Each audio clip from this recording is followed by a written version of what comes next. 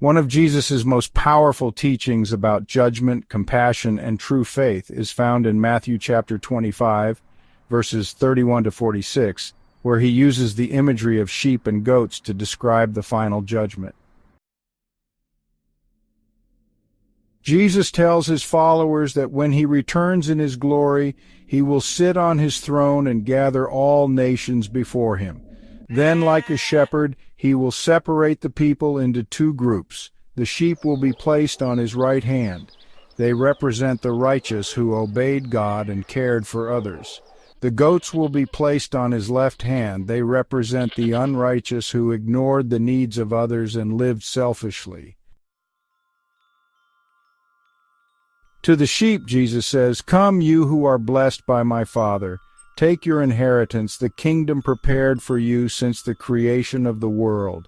He explains that they are rewarded not because of great religious acts, but because they showed love and compassion to others. "I was hungry, and you gave me food. I was thirsty, and you gave me something to drink. I was a stranger, and you invited me in. I was naked, and you clothed me. I was sick, and you looked after me. I was in prison, and you came to visit me." The righteous ask, "Lord, when did we do these things for you?" Jesus replies, "Truly I tell you, whatever you did for one of the least of these brothers and sisters of mine, you did for me."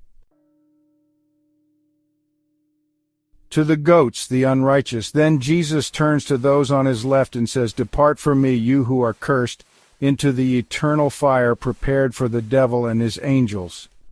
He condemns them not for what they did, but for what they failed to do. "I was hungry, and you gave me nothing to eat. I was thirsty, and you gave me nothing to drink. I was a stranger, and you did not invite me in. I was naked, and you did not clothe me. I was sick and in prison, and you did not look after me." The unrighteous respond, "Lord, when did we see you hungry, thirsty, a stranger, naked, sick, or in prison, and did not help you?"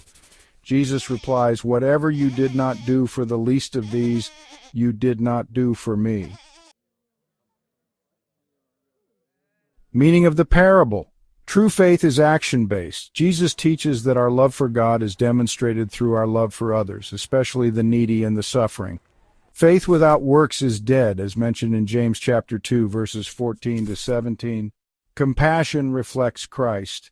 When we help others, we are serving Jesus himself.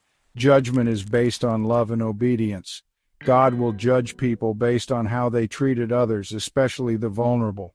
There are eternal consequences. The sheep inherit the kingdom, which is eternal life. The goats face eternal separation from God. A related conversation Jesus had with the community. Jesus often spoke about love, mercy, and the heart behind obedience, challenging the religious leaders of his time. One powerful moment was his response when asked what the greatest commandment is, as recorded in Matthew chapter 22, verses 36 to 40. "Teacher, which is the greatest commandment in the law?" Jesus replied, "Love the Lord your God with all your heart and with all your soul and with all your mind. This is the first and greatest commandment, and the second is like it. Love your neighbor as yourself. All the law and the prophets hang on these two commandments." This conversation ties into the sheep and goats parable because loving God and loving others are inseparable. Final takeaway. The sheep and goats parable teaches us that God's kingdom is for those who live out their faith through love and service. It challenges us to examine our hearts. Are we showing love and compassion to those in need? Are we acting like the sheep, caring for others, or like the goats, ignoring those in need? In the end, Jesus' message is clear.